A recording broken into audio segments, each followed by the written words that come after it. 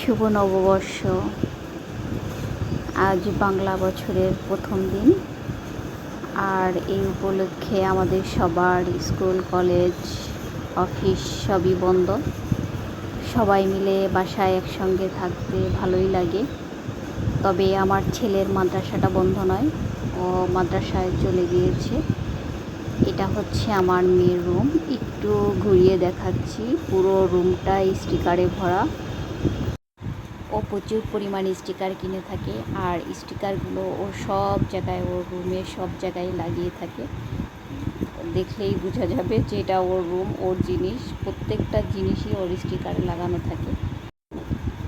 ফ্রিজে ইলিশ মাছ ছিল, ওটাই বের করলাম। আজ এটাই রান্না করব।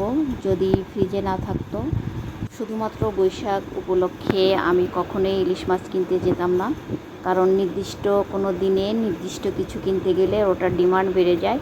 আমি কখনোই এরকম করি না, কারণ দেখা যায় তাহলে ওই জিনিসটার দাম বেড়ে যায়, আর চাহিদাও যেমন বাড়ে দামও তেমন বেড়ে যায়। তাই এটা আমি ম্যাক্সিমাম টাইমেই করি না।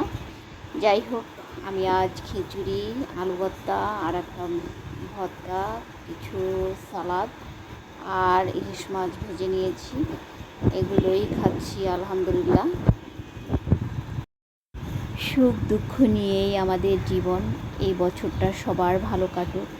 আল্লাহর সবাইকে শারীরিক ও মানসিকভাবে সুস্থ রাখুক, এই দোয়া রইল সবার জন্য।